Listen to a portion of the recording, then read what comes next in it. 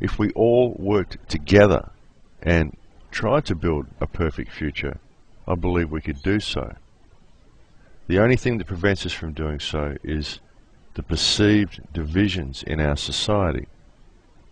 Most of these perceived divisions are because of the monetary system, because of the social and political structure that the whole thing creates, because of the hierarchy that money creates. Money is an ancient talisman for control. The dollar sign itself is known as the scourge. We all need this.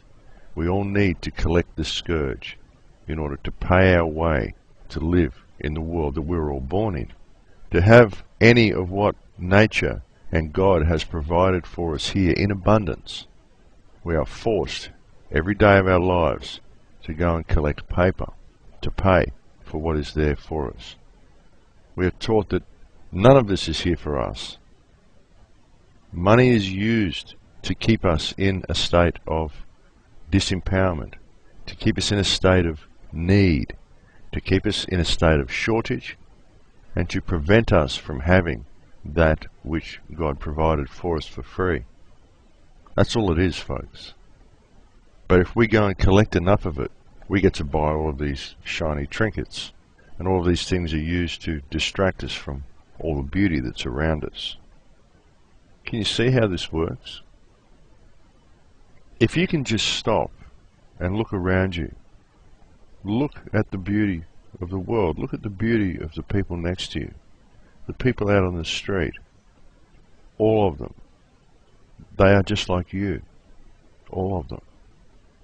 All of them are in the state of shortage, in the state of need, in the state of stress that they are in, simply because of the system that they are forced to endure.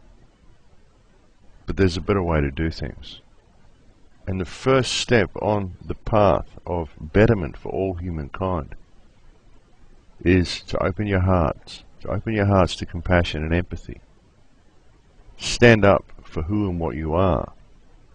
Realize that we don't need any of this stuff. We don't need money. We don't need anything like what has been structured for us. We don't need to be kept in a position of shortage where we have to pay to be alive.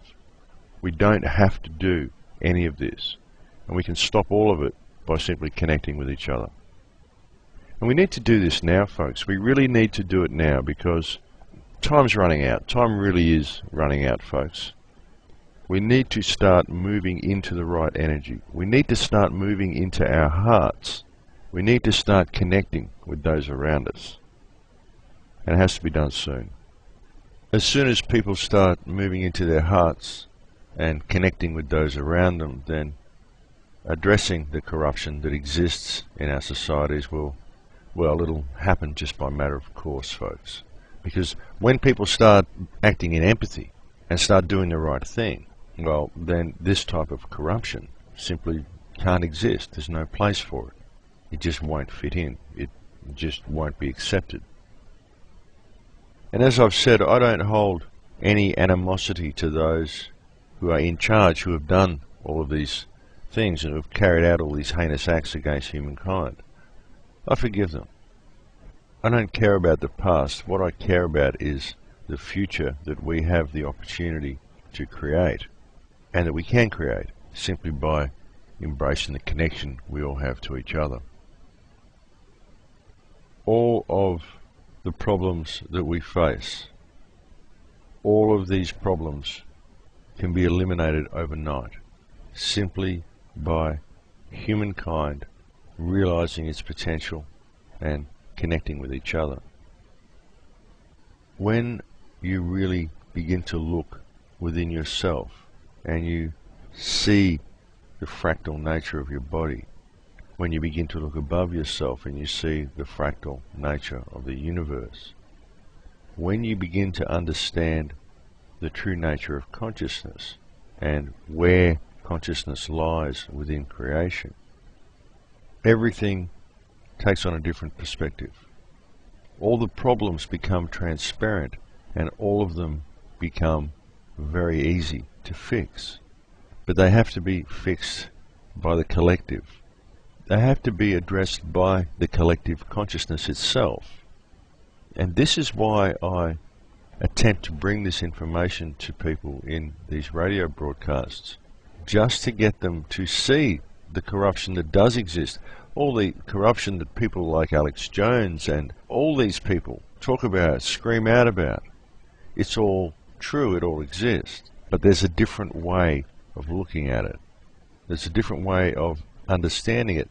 And when you really look at what reality is, and you look at what we, the people, are, and the power that we have, and realize that all the people in control of the place are just people just like you, it becomes very easy to see how to fix this problem.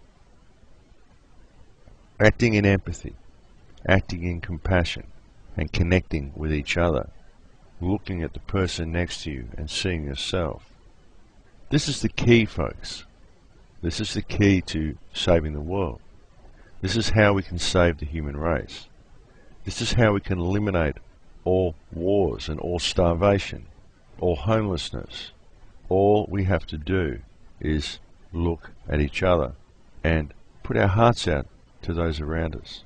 Live our lives in helping everybody we can. Live our lives helping those around you, because this is the most fabulous way to enrich not only their lives, but also to enrich your own. Helping others is one of the most empowering things you will ever do. It's people's disconnection from others that usually prevents them from ever going out of their way to help anybody else.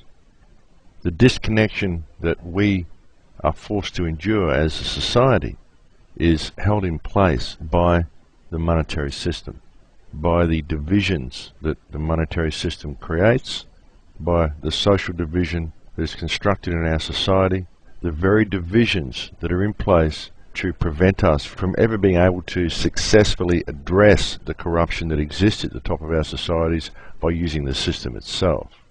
Because the system is designed to protect the corruption at the top and to tie the citizens up in red tape. It's fixable, but at the moment it's very much broken. The best way for us to address this system and to fix the corruption is by the people connecting with each other. Living in love and empathy, folks, that's the key to the whole thing. Well, that's about it for the show today, my friends. Thank you for putting up with my wandering mind and my meanderings about time and creation and all that is. I very much appreciate the fact that you listen at all, and I very much enjoy talking to you on these occasions, folks. Thank you again for visiting the website, and thank you again for any help that you've given me. Please don't forget the Great Intention that happens every week, every Saturday night at 10 p.m. Greenwich Mean Time. If you are on the East Coast in Australia, that equates to 8 a.m. every Sunday morning. There's actually a countdown timer that's been added to the Great Intention page on thecrowhouse.com, so you can just go to the Crow House, you can click on the link to the Great Intention, and you will see a countdown timer on the page. It starts for you and for everybody else when that timer hits 0. That's when we all do our global meditation, and we feel the connection. We feel the love in the world. We put ourselves in the energetic state where the battle is already won. The shift has already occurred. And we put ourselves in a state of gratitude for the love and the oneness and the connection and the peace and the harmony that now exists in the world. Well, thank you very much for listening to the show, my friends. It's been a pleasure to talk to you again. I always enjoy the conversations that I have with you here on the American Voice Radio, and I will look forward to speaking to you again next week. Goodbye for now. In Lakesh, my friends, in Lakesh.